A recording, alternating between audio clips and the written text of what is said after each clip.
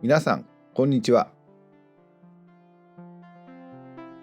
藪基礎デッサン講座の藪下です。基礎デッサン初級編第19回目の課題はバナナです。形、比例、材質感、固有色、立体感、空間、構図などに注意してデッサンを進めます。バナナはこれですが、書き出す前にバナナをいろいろな角度から観察して、バナナの曲がり具合、太さの変化、両端のヘタの形を確認します。ヘタの部分は小さいですが、可食部分の大きな膨らみの形が集約されてくる部分ですからとても重要です。また、バナナの基本的な形は湾曲した五角柱です。包丁でバナナを切ると、このように膨らみのある五角形の断面形状をしています。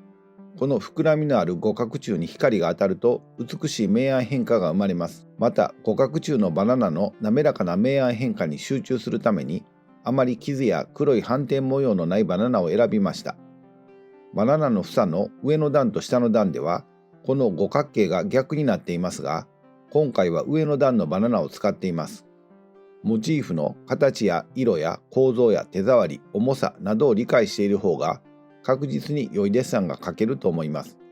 モチーフのことをよく知ることが魅力あるデッサンにつながりますから、これはデッサンを始める前の準備運動みたいなものです。画用紙は八つ切りの大きさ 38cm×27 センチと、鉛筆は三菱ユニの 2H から 3B までの濃さの鉛筆を使いました。また鉛筆は濃さによってこのように色分けしていますから参考にしてください。制作時間は3時間でした。動画の再生速度は前半は2倍速で、明暗表現の途中から4倍速、最後の書き込みは6倍速にしました。必要に応じて 0.5 倍速や 0.25 倍速の再生速度にして鉛筆を動かす速さを確認してください。この動画を最後まで見れば制作手順、鉛筆の動かし方、練りゴムの使い方などがわかると思いますから、最後まで見てぜひ参考にしてください。それではバナナのデッサンを始めましょう。まず最初に当たりを取ります。光源は左斜め上にあります。画用紙のどこに書くのか、大体の位置と大きさを薄く書きます。鉛筆を軽く持って筆圧を抑えて薄く書いてください。当たりを書くときは見た目の感覚で書いていきます。鉛筆は HB を使い、芯先と指の間の距離を空けて長く持ち、スピーディーな線を書きます。輪郭線は微妙によく曲がっている部分に着目して、直線っぽい曲線で当たりを取ります。書き直すときも消しゴムで消さずに、上からどんどん書いていきます。モチーフが一つですから、いつものようにバナナの影のできる側と下側の空間を反対側よりも広く取っています。影もモチーフの一部ですから、全体のバランスを考えてバナナの位置を決めます。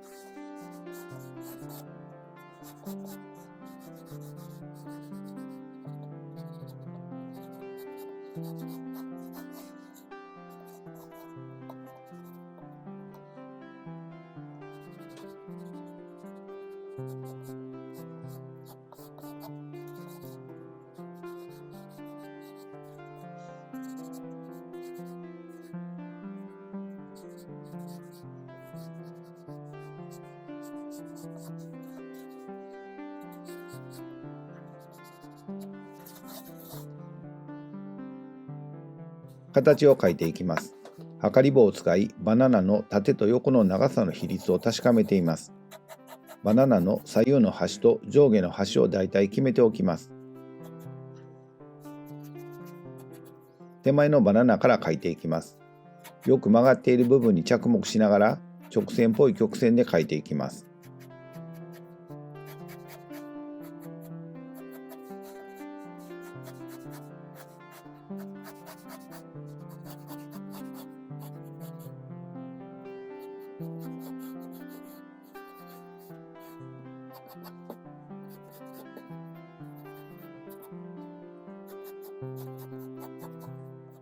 形を描くときにも頭は動かさずに、視線はモチーフと画面を頻繁に往復させて、形を確認しながら描いています。また描いている部分だけではなく、バナナ全体に視線を走らせて、全体の中の位置関係も検討しながら描いています。言葉にすると難しいように聞こえますが、デッサンに慣れてくればできるようになりますから心配はいりません。奥のバナナの左端が上下の中のどの場所にあるのかを鉛筆を使って検討しています。奥のバナナも手前のバナナと同様によく曲がっている部分に着目して直線っぽい曲線を使って描いていきます。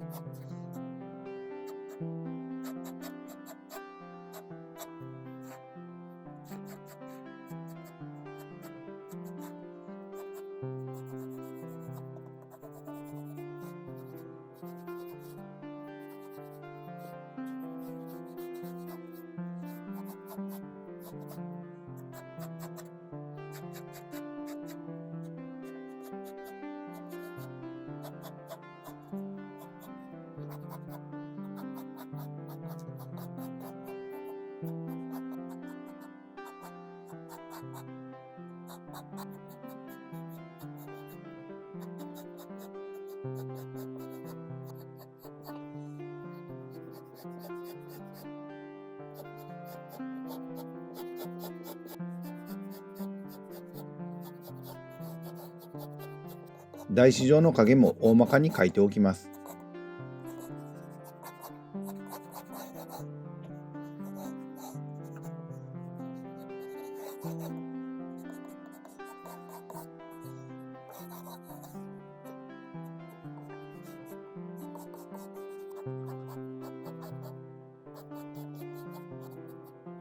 一旦薄くした輪郭線を自然な形に再度描き起こしています。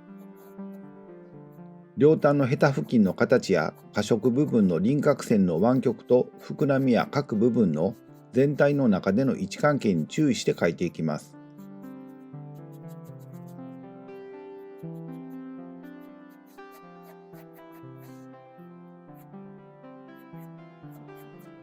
面の変わり目の形も湾曲に注意して描いておきます。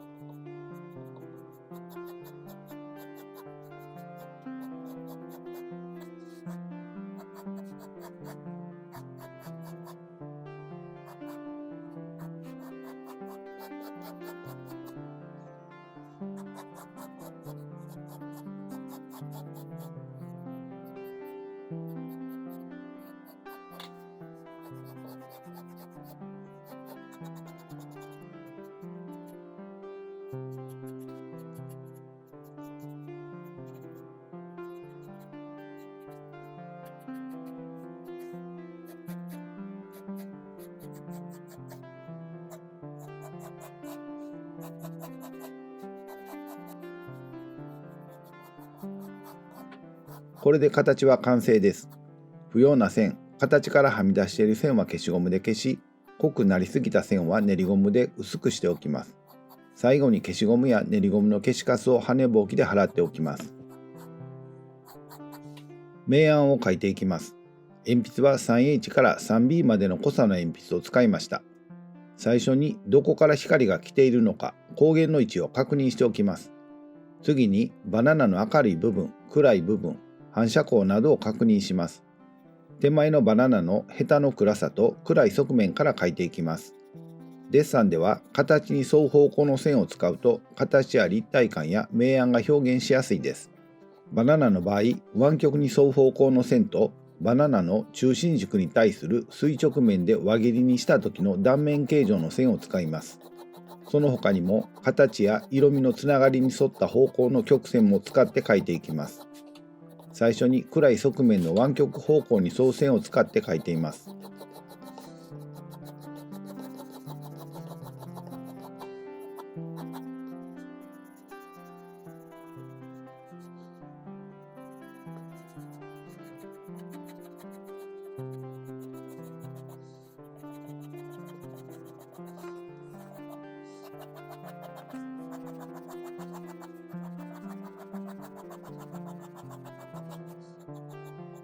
バナナは5つの面のうちの3つが見えています。上の明るい面、こちらを向いている暗い側面、下を向いている反射光を受けている明るい面です。3面の明暗差を大まかに書いていきます。大まかな明暗を知りたいときは、目を細めてみるとよくわかります。これ以上細めると見えなくなってしまうというくらい細めて観察してみてください。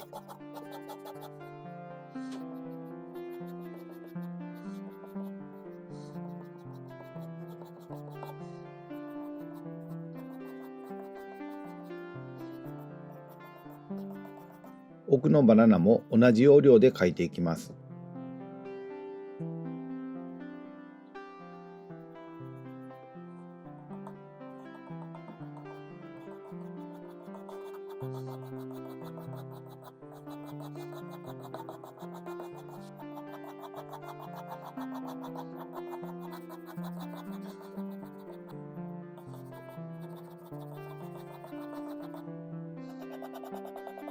断面方向の曲線を描いています。曲線が描きにくければ画用紙をこのように動かしても構いません。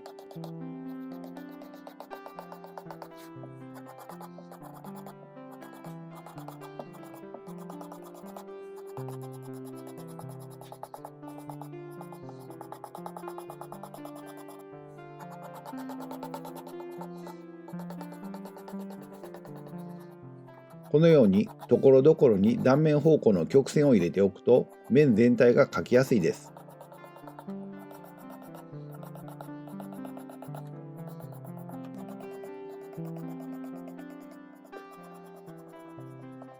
上の面も断面形状を意識して H の鉛筆を使って描いています。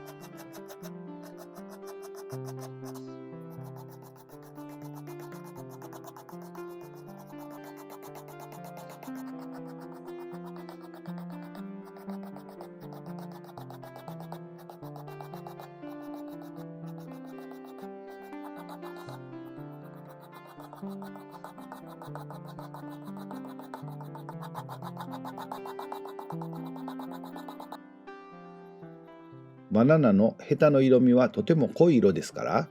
手前のヘタは少し強調的な濃さで描いて前に出します。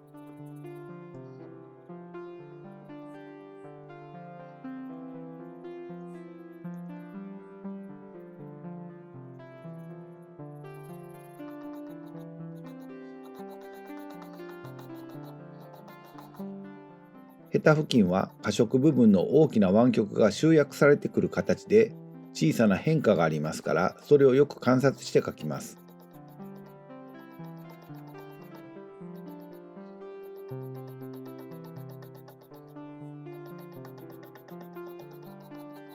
バナナの側面は面の変わり目の暗い部分、少し上を向いている明るい部分、正面を向いている暗い帯、少し下を向いている反射光を受けて少し明るい部分、また面の変わり目の暗い部分に分かれます。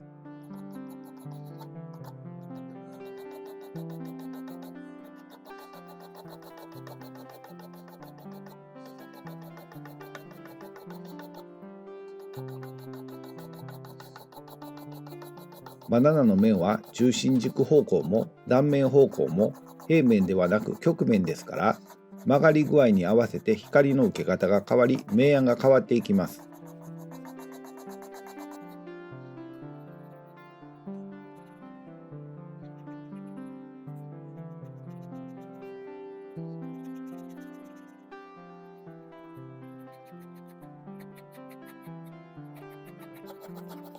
台紙状の影も大まかに描いておきます。水平方向の線、バナナの中心軸方向の線、影のつながりの線など、長い直線を使って描いていきます。接地面付近の影は特に暗くしておきます。台紙状の影を描くことで、バナナと台紙がはっきりと分かれ、そこに置かれたバナナとしての存在感が強まります。また台紙も含めてバナナの置かれた空間全体を表現することにもつながります。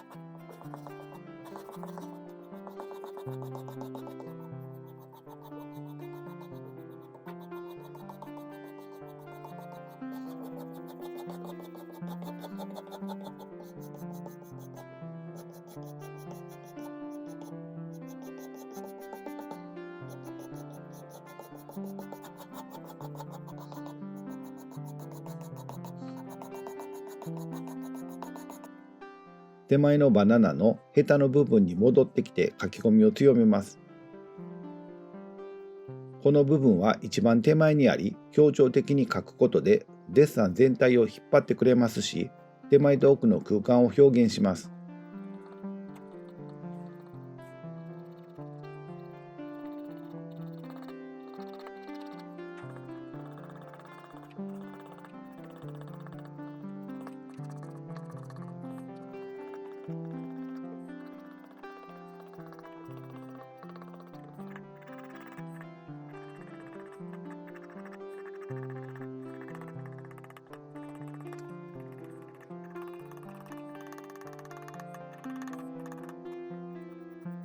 またヘタの部分は上の面、真ん中の面、下の面の3面の形が集約される部分ですから、特にしっかり書くことで前に引っ張り出してきます。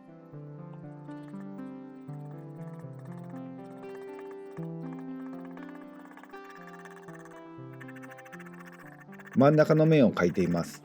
この面は大きいですが、単調な明るさではなく、光の方向と各部分の面の向きによる明暗変化、隣り合う面との明暗対比による明暗変化、台紙からの距離による明暗変化など、各部分の明暗を検討しながら描いていきます。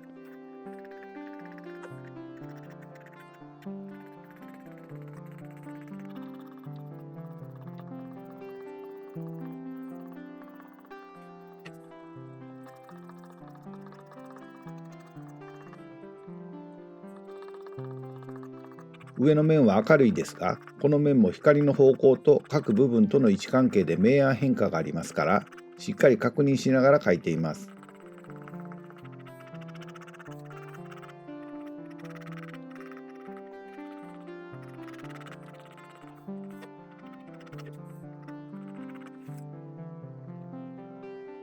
後ろのバナナも同じ要領で描いていきます。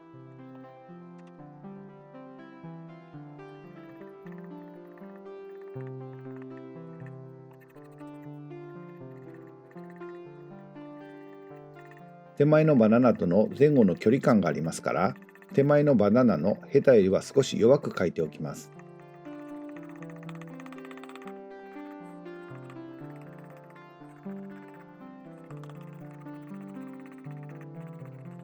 この部分も大きな暗い面で分かりにくいですが、面の前と後ろ、面の上と下、また手前のバナナの同じ部分との明暗の比較など、いろいろと検討しながら描いていきます。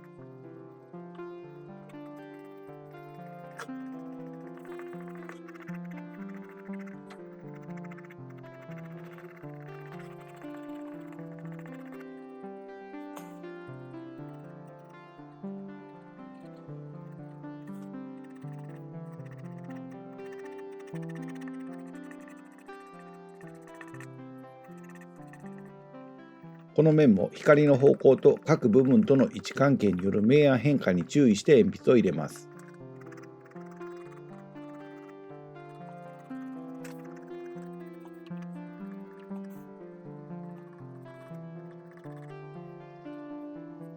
後ろのヘタの部分も濃い色味ですが、前のヘタよりは前後の空間を考えて弱く描きます。小さな部分ですが、重たい果肉をしっかり支えている部分ですから、気を抜かないように形の面の向きを観察して描きます。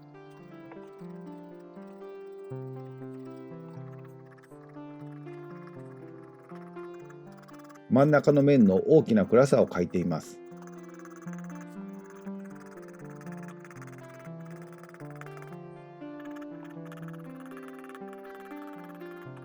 また上の面との境目の小さな部分を描いています。このようにデッサンは細部を書き込むことで全体の明暗の不備が見えてきたり、また全体の明暗を描くことで細部の描写の不足が見えてきたりします。全体から細部へ、細部から全体へと行きつ戻りつデッサンは進みます。台紙上の影も随分と明暗に変化がありますからしっかり観察します。バナナと台紙が接する接地面の影が一番暗くて、バナナが台紙から離れていくほど薄くなります。同じ暗さであれば手前の影よりも奥の影を弱めて描いています。影を描写するコツは台紙の平面的に広がる平らな形を描くつもりで描きます。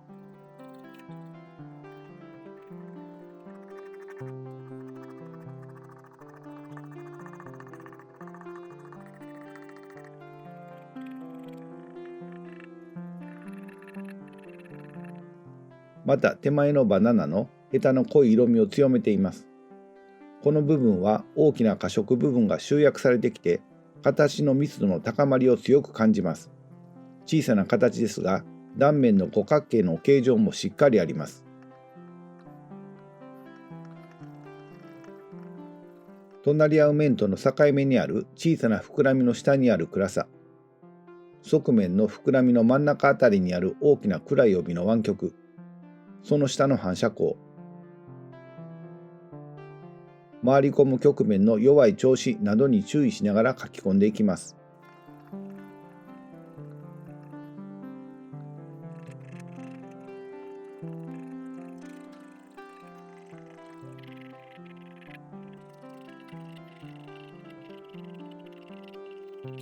手前と奥の距離感を常に意識して手前は強く奥は弱くを忘れないようにします。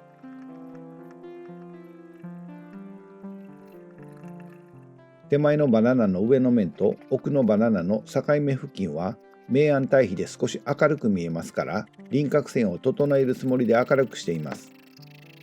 上の面は明るいですが光の方向と面の曲がり具合で微妙な明暗ができます。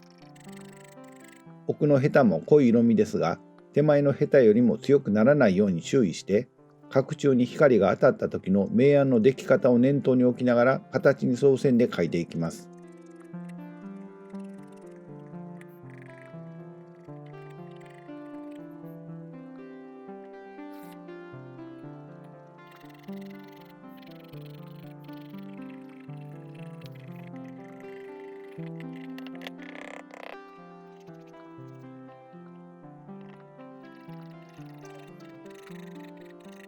奥のバナナの上の面を描いています。この面も光の方向と面の曲がり具合で微妙な明暗ができますからしっかり観察して描きます。また手前のバナナの同じ曲がりの部分との明暗も比較してください。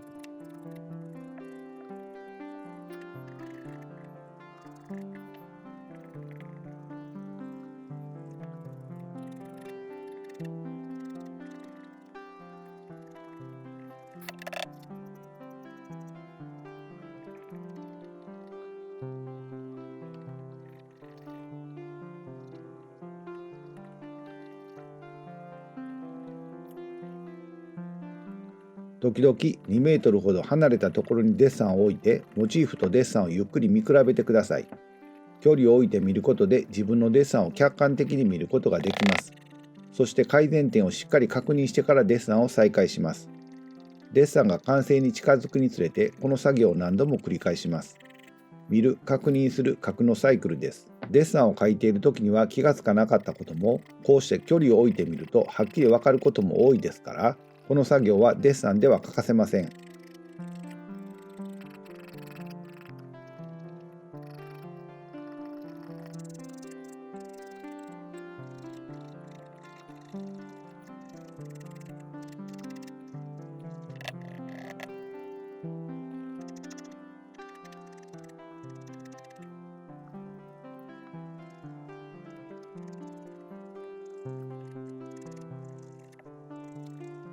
練りゴムで暗くなりすぎた部分を明るくすることで全体の調子を整えています。どの程度明るくするのかということを考えながら練りゴムを使います。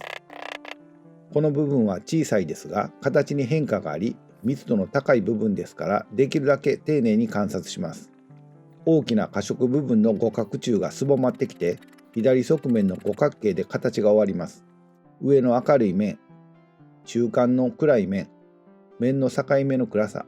下向きの反射光の明るさなどもしっかり描いていきます。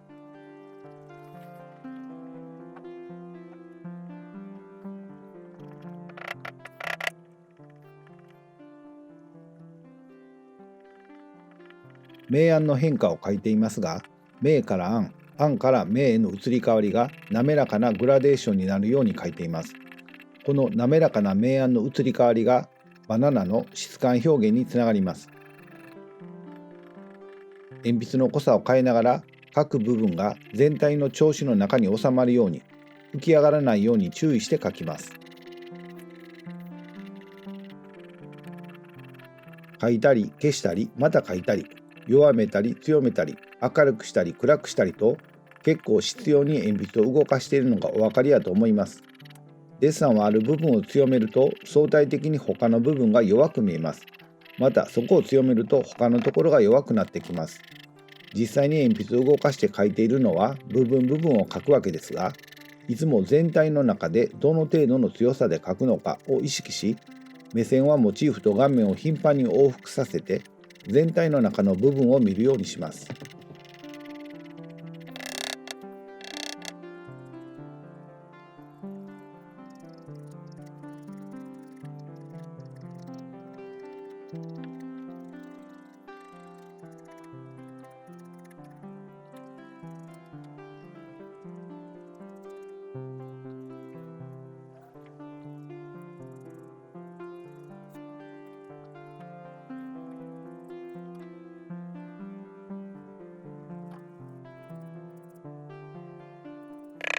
奥のバナナを描くときは手前のバナナとの距離を意識して手前と比較しながら強さを決めていきます。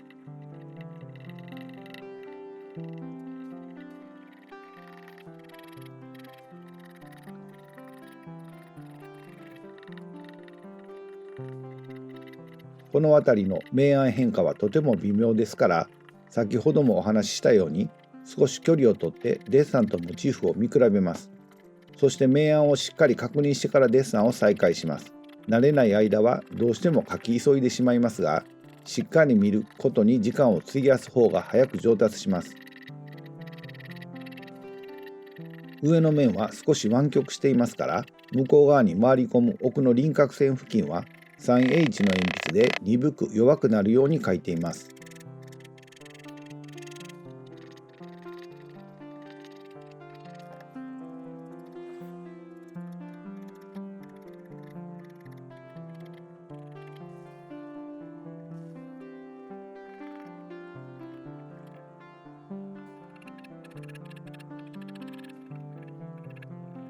相対的に台紙上の影が弱くなってきたので強めています。接地面の影の濃さや手前と奥の影の強弱を意識して描いています。影も同じ暗さであれば手前より奥を弱く描いておきます。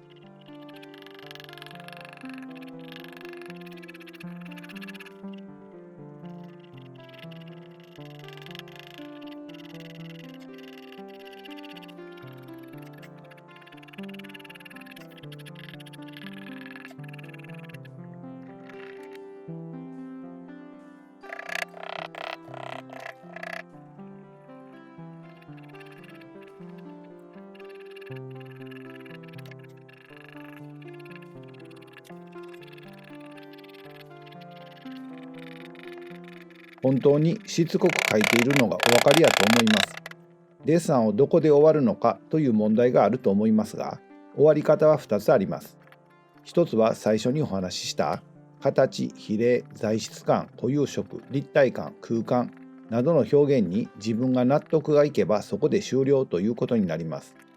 2つ目は納得はできないけれどもこれ以上は書けないという終わり方です。この場合、問題点に気づいていることもあれば全くわからないということもあります。それでも心配することはありません。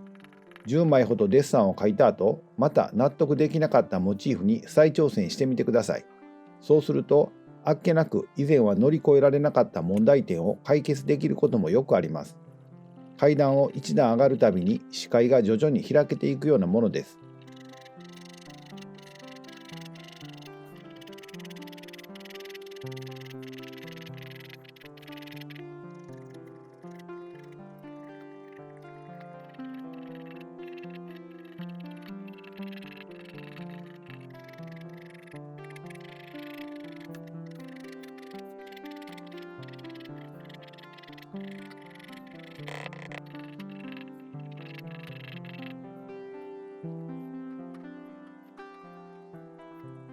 また付け根のヘタを描いていますが、この部分も密度の高い強い形ですから、光が当たった角柱の明暗を考えながら、前のヘタより強くならないように描き込んでいきます。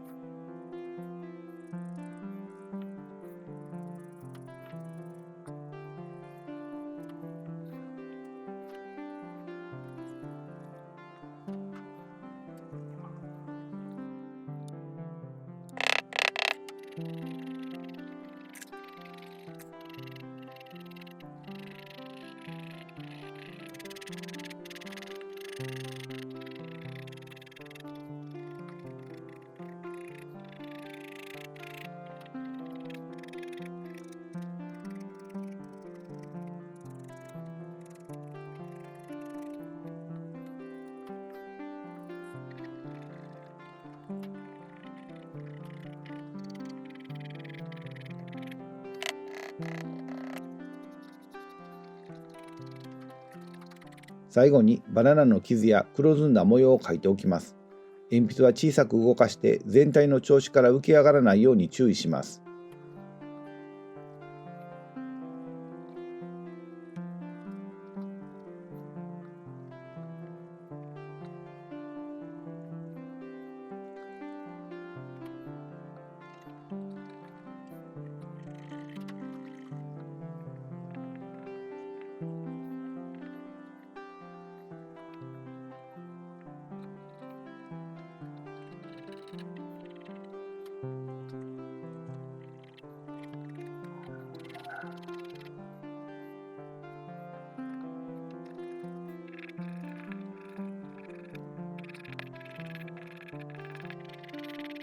全体の調子を見ながら完成に向けて微調整をしています。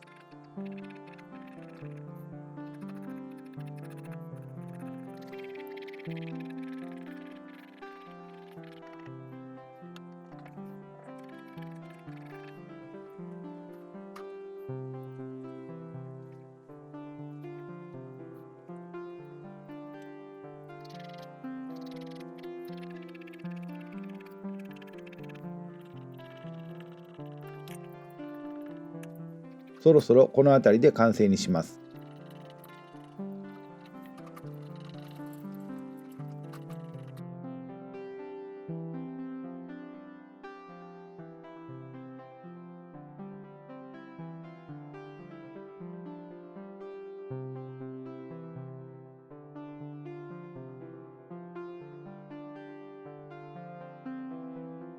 はい、皆さんいかがでしたか？バナナは日常見慣れた果物ですが、お店でモチーフに使うバナナを選んでいると、びっくりするほど形の曲がり具合がいろいろあり、驚かされます。私のイメージに一番近いバナナを選んでモチーフにしました。そうして選んだバナナも、しげしげと見ていると微妙な形の変化や、ヘタの部分の小さくても力強い形、光によって移り変わる滑らかなグラデーションなど魅力的な発見も多々ありました。やはり自然は奥深いものです。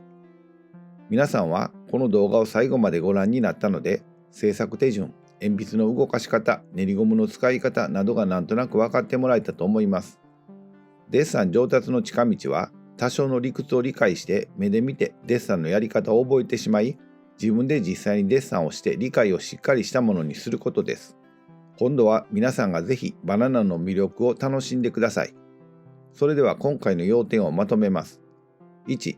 輪郭線は微妙によく曲がっている部分に着目して直線っぽい曲線で形をとる。有機的な形の輪郭線は均一な曲がり方ではなく、よく曲がっている部分とそれほど曲がっていない部分の連続で一周していることが多いですから、最初はよく曲がっている部分に着目して直線っぽい曲線で形を描き、その後自然な形に修正します。2、隣り合う面との明暗差、台紙からの反射光、手前と奥の距離などに注意して明暗を描写することで立体感を表現する。3、明暗を徐々に変化、グラデーションさせることでバナナの滑らかな質感を表現する。4、前にあるバナナよりも後ろのバナナを少し弱く描くことで前後の距離感や空間を表現する。はい、皆さんお疲れ様でした。バナナのデッサンの説明は以上です。次回の初級編第20回は前半と後半の2回に分けます。前半はピーマンをモチーフに粘土でデッサンする。後半は粘土でデッサンした立体的な感覚をもとにいつも通りピーマンのデッサンをします。チャンネル登録、グッドボタン、コメントもお願いしますね。それでは今日はこれでおしまいにします。また次回の動画でお会いしましょう。皆さん、ごきげんよう。